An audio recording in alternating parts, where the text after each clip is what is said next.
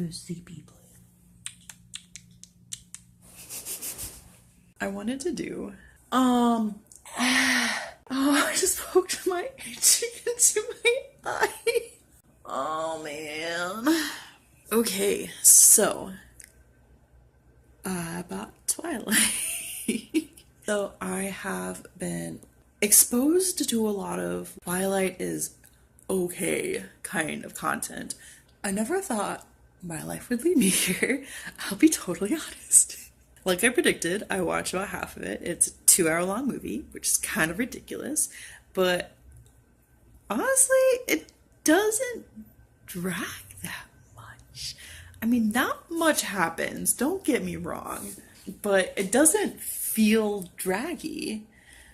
I don't know if I would call it a good movie or not a bad movie, but it is definitely a tolerable movie.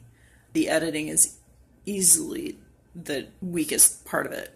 It's not the acting. The script is kind of sad at times. The editing is pretty damn bad. But there is a lot to this movie. There's a whole bunch of it I want to talk about, and mostly it's just in response to like random criticisms. And Bella is a Mary Sue. And as I've been reading more pop fictions, I found a really kind of important part of writing popular fiction is a magical coincidence, especially in romance. There's kind of like a magical coincidence. Romance novels kind of having these magical coincidences that these two people just magically work out together for some reason. Makes a whole lot more sense that she would have some of these attributes, like, oh, well, he can't hear her thoughts, or she's really observant. If you take her out of the story, then it's, yeah, she's a Mary Sue. She's too good at some stuff. But when you put her into the context of the book or the movie or whatever, the only kind of person who could be in that situation is someone like her. So it's one of those magical coincidences. He can read minds, and oh, weirdly, the main lead cannot have her mind read. And it's less egregious when you understand that it comes from that kind of writing of magical coincidences that show up in trashy romance a lot. It's harder to fault Twilight for that kind of stuff when it makes sense in the story. Another thing is, oh, everyone immediately likes her. It's overblown a little bit, but it does kind of make sense. It's stated in the movie itself that Force is maybe about 3,000 people big. That's not a lot of people. My tiny liberal arts college in Iowa had more people in it. So you take a subset of that population, people in Bella's grade, whatever it is. The fact that she was kind of a thing makes more sense. It makes a lot more sense to notice when some chick shows up, and especially when a chick who looks like, let's be honest, Kristen Stewart shows up. It's exaggerated, obviously, but her being notable makes more sense when you take into consideration that there's just not a whole lot of people. And also, honestly, it kind of increases the drama a little bit when everyone else immediately kind of likes her, and then you have this one person who doesn't. It makes him stand out. And it makes kind of her interactions with him more understandable. Oh, everybody else liked me, but this guy doesn't. Why not? It makes more sense that she's curious about it. And I know a lot of people are like, oh, well, if a dude's being a butthole to you, then why would you want to interact with him? Pretty clear, at least in the movie, I don't know about the books, but in the movie, that she's very, very into him. Oh boy, she's very assured of herself. I would not be surprised if Bella was the kind of person who knew very much the kind of man that she was into, and she had zero problem going after him. There's this really interesting thing during the whole revealing scene where she's like, oh, you're a vampire, yada yada, but she is the one, when they're talking, they get face to face, and Bella actually leans in to kiss him.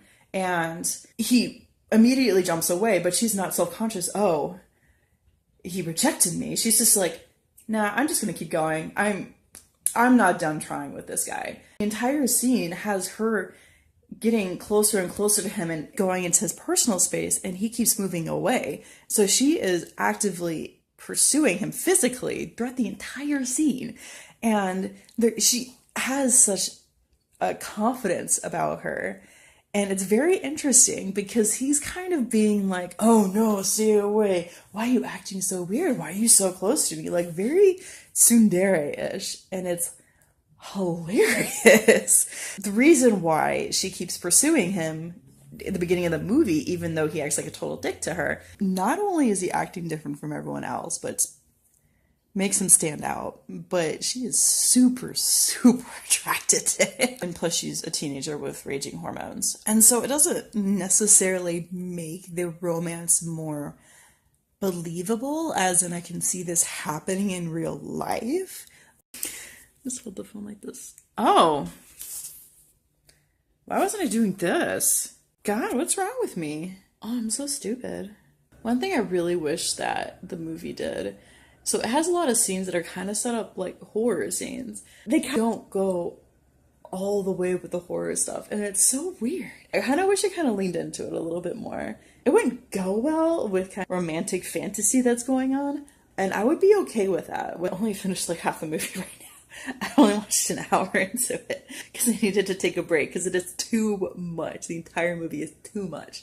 It kind of has like this weird samey same kind of color palette throughout the entire thing, which is another thing that I think is really, really interesting, the way that the movie does. Everything is really muted and kind of grayish bluish. That's definitely on purpose, because when it goes off Edward being the skin of a killer, suddenly there's a lot more yellows and greens.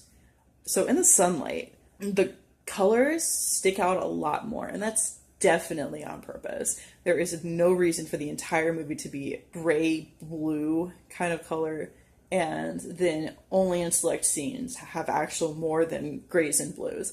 I think that's really interesting. There's some parts of this movie that are very weirdly well crafted, and then there's some parts of the movie that are really not at all. I love big budget bad movies like this because of that, because there's such a weird collection of things that are done really well and things that are done like really terribly. Another thing that's really, really bad is the CGI, and I think honestly I really like bad CGI way more than good CGI. I think it's just more interesting to look at, like the fact that they show their speed by literally just speeding up the shot with some blur. That's so stupid. It's just such a bad idea. And it looks so bad. But there's zero ambiguity about what's going on, which is really cool. That's a really neat kind of side effect. It just looks really bad. And that's kind of cool. I'm probably going to watch the rest of the movie sometime later, which hopefully will be sometime actually later and not just me saying that and never following through. I'm not going to redo this entire video, but I'm so angry that I forgot to turn it into landscape. So angry.